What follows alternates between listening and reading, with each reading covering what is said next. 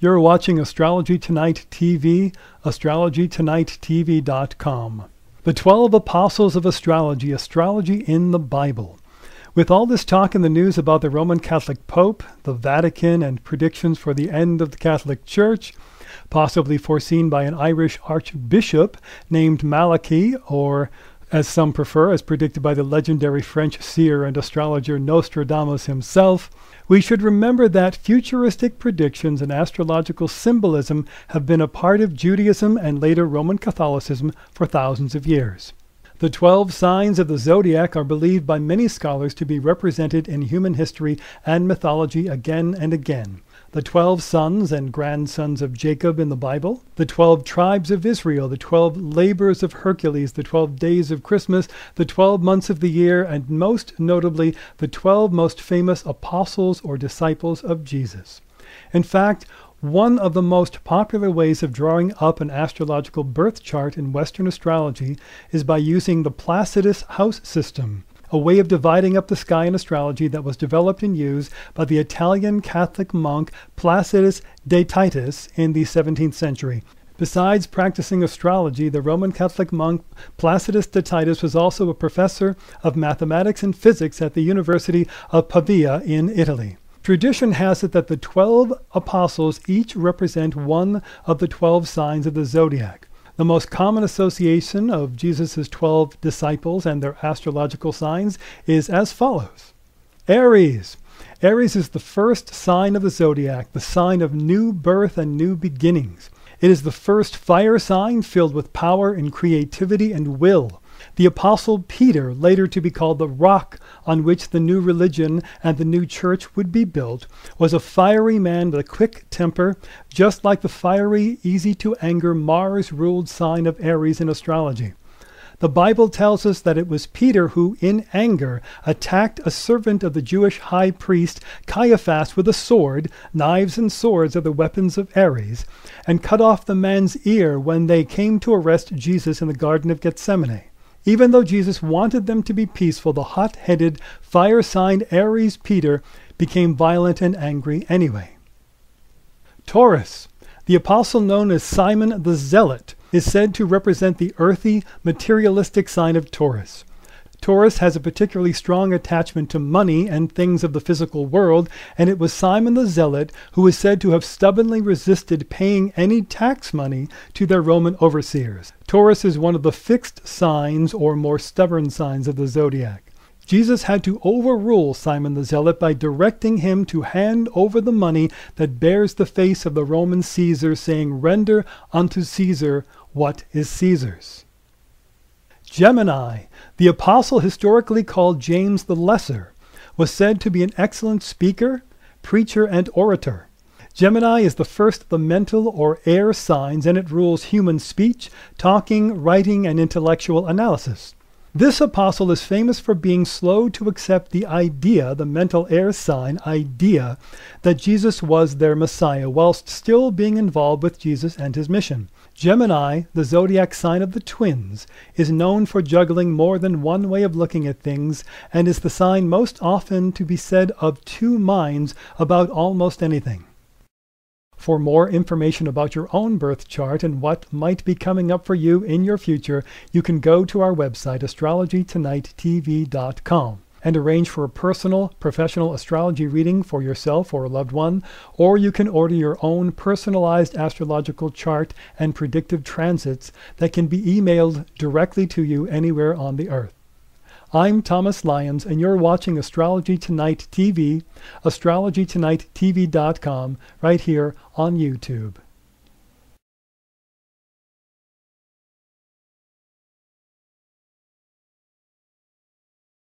Hi, this is Jessie. I'm one of Robin Collier's android slaves, I mean personal assistants. Robin has told me to help you care for your Pisces boss. How do you know if your boss is a Pisces? They were born between February 20th and March 20th. Why do you need to take care of your Pisces boss? They are an endangered species. and yours may be the last one left.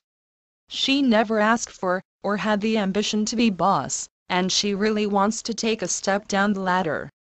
Be gentle and kind. It's the best way to get what you need. The Pisces boss is very understanding and easy to please.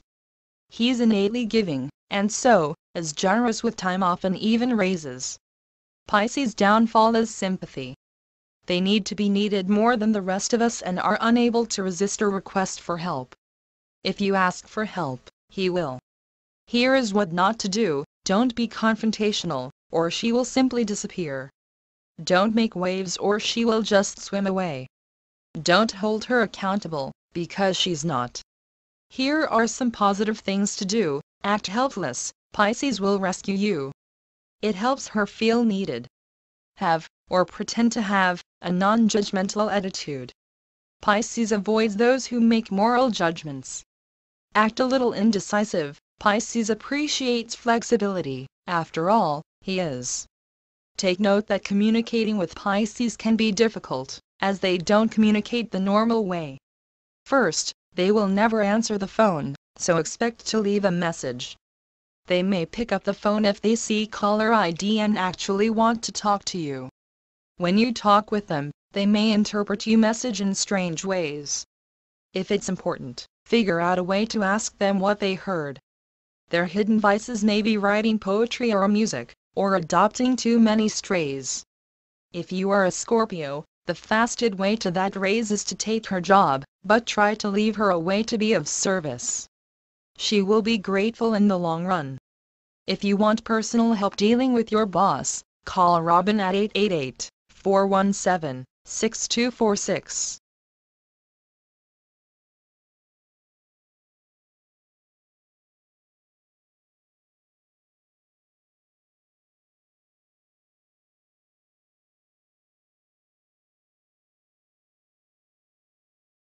Cancer.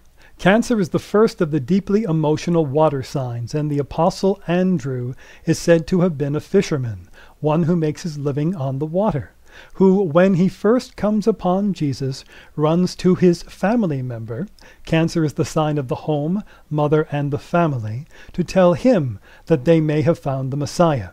Cancer is often more self-doubting and uncertain than other astrological signs, though generally quite loyal, making the people they spend their time with emotionally members of their extended families. Leo.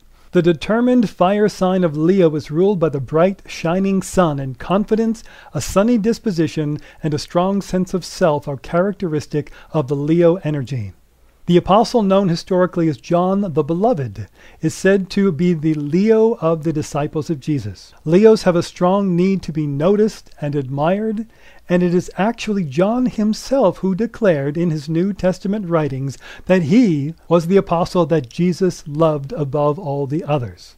Leos also have a great flair for the dramatic, and tradition tells us that the vivid, elaborate, over-the-top scenes of the book of Revelations, also called John's Revelation, were the larger-than-life dreams and visions of the Apostle John.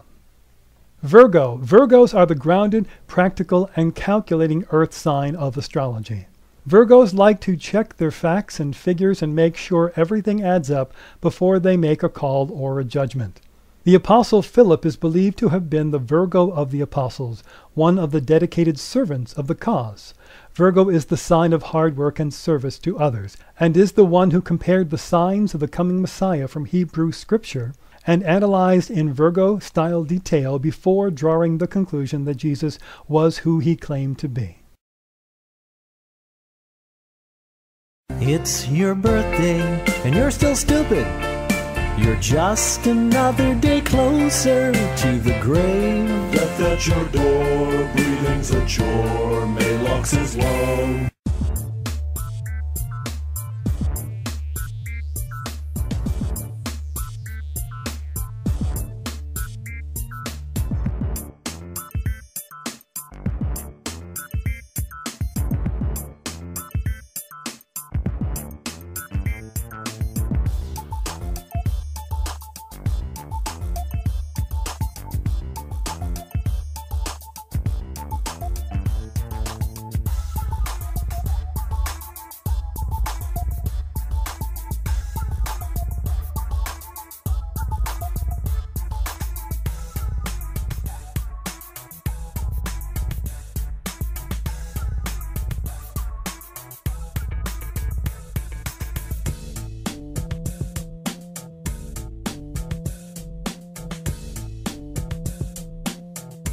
It's your birthday, and hey, let's face it, you're dumb. Dumb, yes you are dumb, incredibly dumb. Dum dum dum dum dum dum dum. Happy birthday!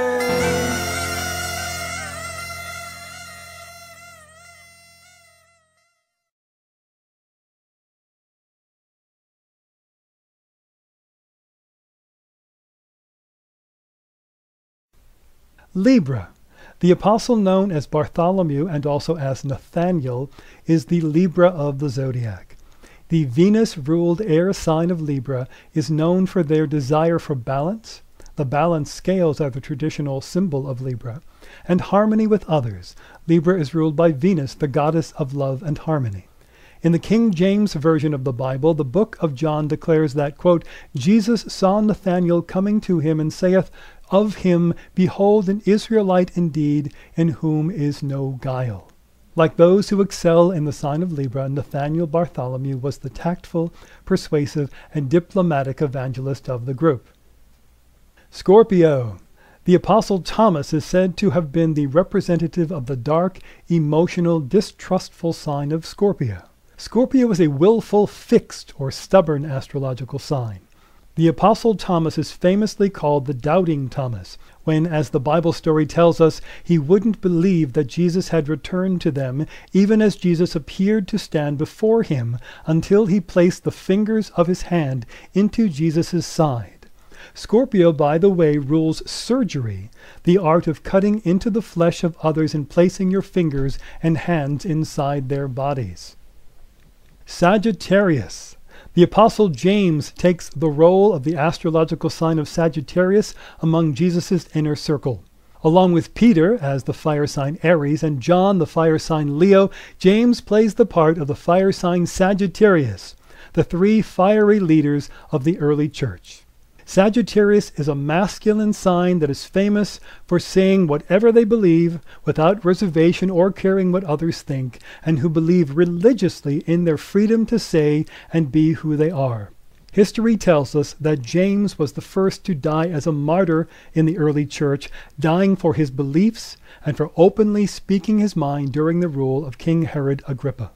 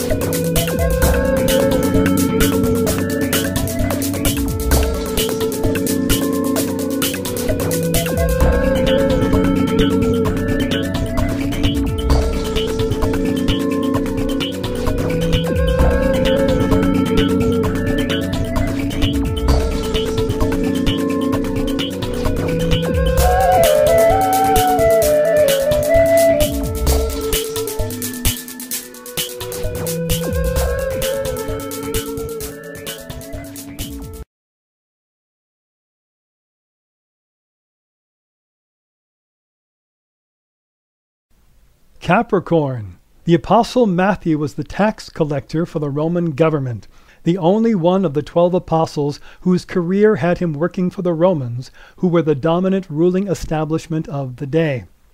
Saturn rules the old goat called Capricorn. It is the hard-working and practical earth sign that works with the limitations of structure to reach their goals. Capricorn is the astrology sign that rules our careers and symbolizes governments, rulers, the established order, and the control of others under them by rules and traditions. Famously stoic under pressure, Capricorn desires respect, and, whether they wanted to or not, those the Apostle Matthew visited in the role of Roman tax collector had little choice but to respect his office and give him, as representative of the ruling government, whatever he demanded of them. Aquarius. Aquarians are the friendly but often emotionally detached, idealistic and original thinkers of the zodiac. Thaddeus, also known as Jude or Judas, not to be confused with the often reviled Judas Iscariot, is the Aquarian amongst the apostles. Ruled by Uranus, Aquarians are independent, progressive thinkers, and Thaddeus Jude is said to have been the apostle most concerned with the lot of his fellows in the community at large. Aquarius is concerned with the collective as opposed to the individual needs. As a strong-minded air sign, Thaddeus is remembered for drilling Jesus for the details at the legendary Last Supper. Pisces. Judas Iscariot, the one who we are told betrayed Jesus, leading to Jesus becoming a martyr on the cross, comes in as the Pisces of the original 12 apostles. Pisces rules the 12th house in Western astrology, the place in our birth chart that marks hidden enemies and betrayal by those we thought we could trust. Pisces is the end of the astrological cycle, the end or death that must come before new life can be born again in Aries. And it is Judas's actions in the Bible that lead to the death of Jesus and, we are told, rebirth that completes the story of the life of Jesus of Nazareth. On the darker side of Pisces, the deeply emotional water sign can sometimes symbolize giving up on life and on this physical existence, and in extreme cases, even the act of suicide. Judas Iscariot, tradition tells us, felt excruciating remorse after his betrayal of Jesus, and we are told committed suicide by hanging himself to death on a tree.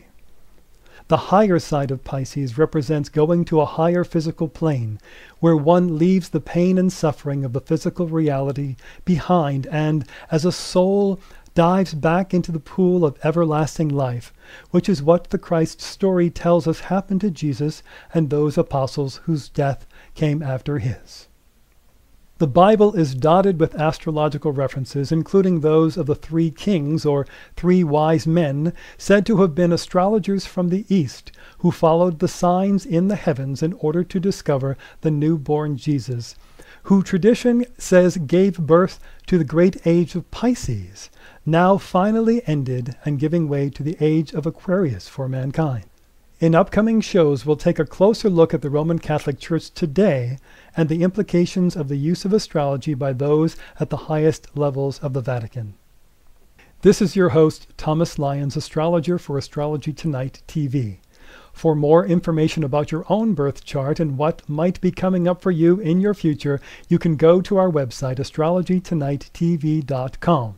and arrange for a personal, professional astrology reading for yourself or a loved one, or you can order your own personalized astrological chart and predictive transits that can be emailed directly to you anywhere on the earth. I'm Thomas Lyons, and you're watching Astrology Tonight TV, astrologytonighttv.com, right here on YouTube. Welcome to your Inspirational Astrology Weekend Forecast for the weekend of February 23rd and 24th, 2013. I am Astrologer David Palmer, here to illuminate the collective consciousness. Mercury retrograded this weekend, pow, in Pisces. This is a very powerful Mercury retrograde.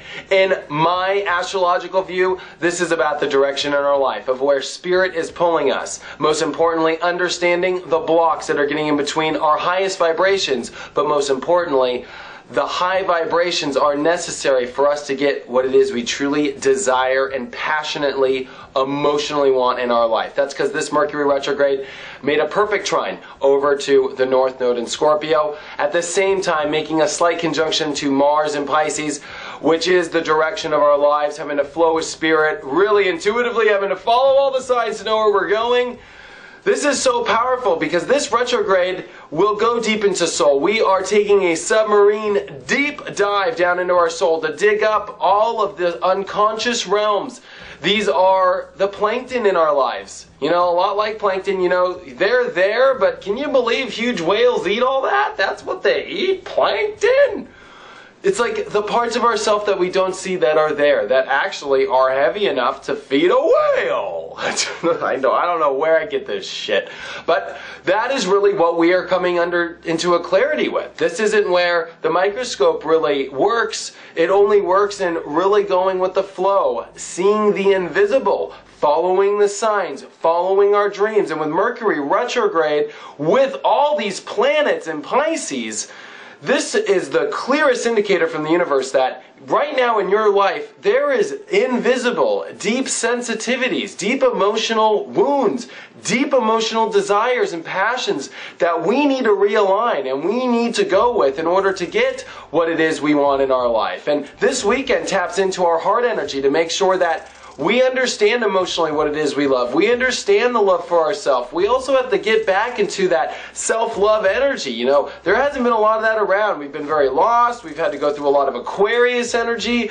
You know, this gives us a dose of, oh yeah, we came down here to shine, right? We came down here to have some fun. So this weekend, find some fun. This weekend, make sure you look in the mirror and remember, we're going with the flow, baby.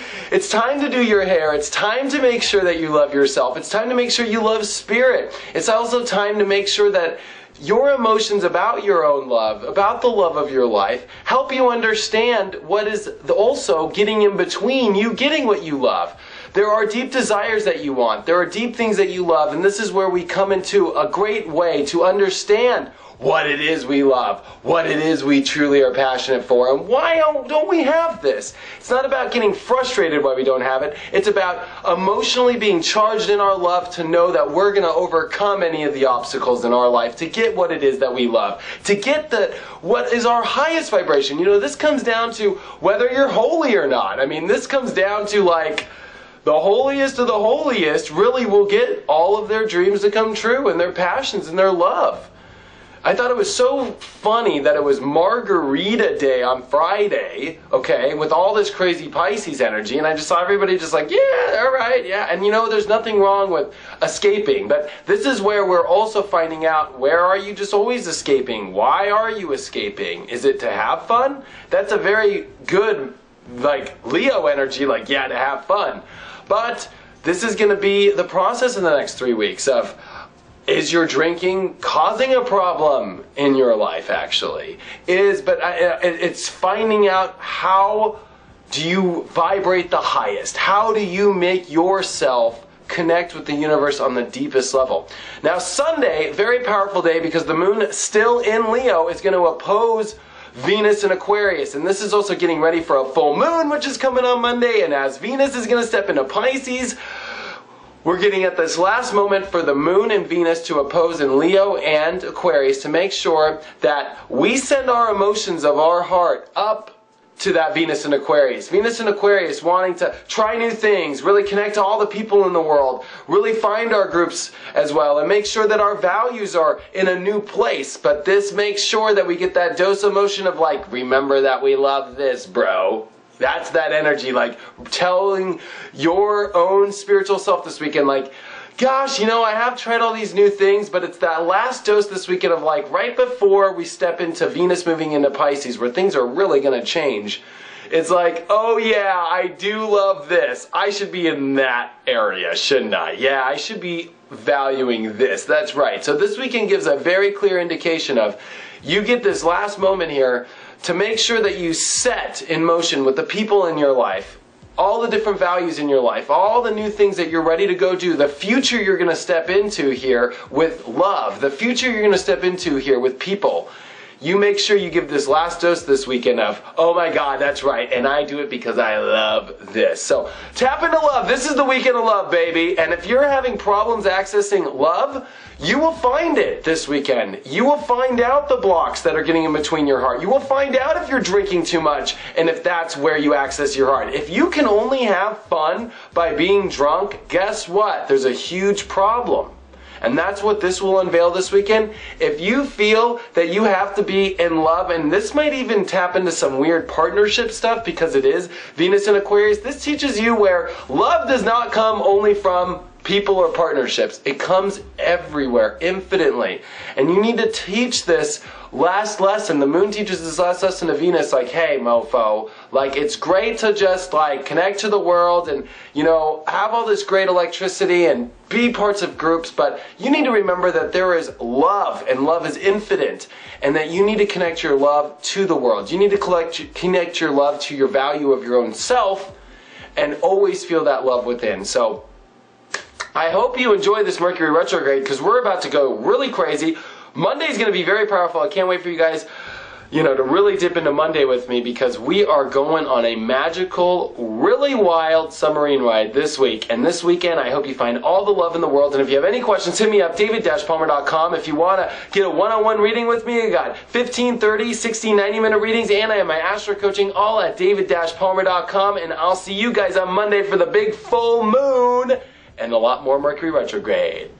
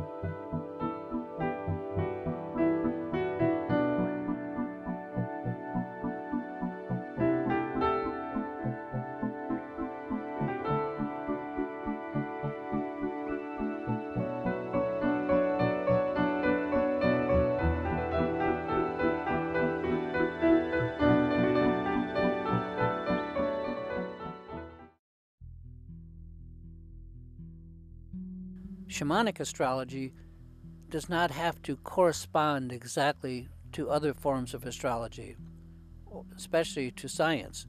There are many astrological languages, and the point is to make them speak or articulate themselves, make them speak to us. Saturn is the physical end, and Saturn marks the form and the physical end of things. It always has throughout the long history of astrology, both East and West. That physical form contains within itself the great sun and all of the planets out to Jupiter. Beyond Saturn, beyond form itself, we have the outer planets, which are, by the above definition, formless and non-physical. What can they mean or point to? What is their use? I've mentioned elsewhere that each of us is born and grows our personal physical body over time. And in time, every body is mature and complete physically when Saturn returns at 29.4 years of age. There is no more physical growth from that time forward, unless you want to include middle age spread, but that's not what we mean here by growth. The physical body is all done growing by the time Saturn returns at 30. It has reached its physical peak and is mature. It's that we are speaking of here. At that time, the physical body is not going to get any better. There will be no more. Let's talk about the prime of life.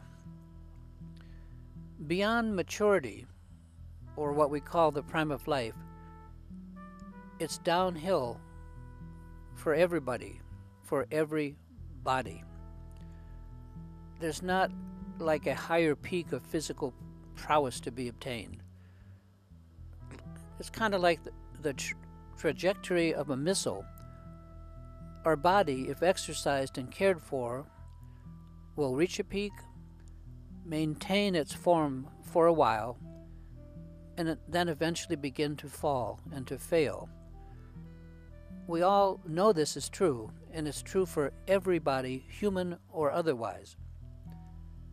Therefore, the planets beyond Saturn, beyond the physical, will not bring us any more physicality, any more form. If we are looking for more of that, then the outer planets can only testify or prove to us that there is no more increase of form to be expected.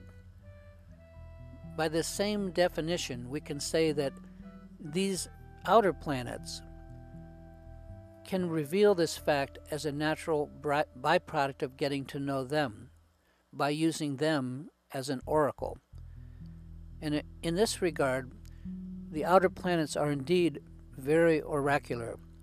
Astrology, remember, at heart, is an oracle, albeit a complex one. In other words, it speaks to us. If we are used during the first 30-year cycle of Saturn to something always being added on in the form realm, to there always being something new, then we will not find, physically speaking, any more new as we move beyond the 30-year Saturn cycle and as we begin to pick up on the cycles of the outer planets. For more information about your own birth chart and what might be coming up for you in your future, you can go to our website, astrologytonighttv.com, and arrange for a personal, professional astrology reading for yourself or a loved one, or you can order your own personalized astrological chart and predictive transits that can be emailed directly to you anywhere on the earth. I'm Thomas Lyons, and you're watching Astrology Tonight TV, astrologytonighttv.com, right here on YouTube.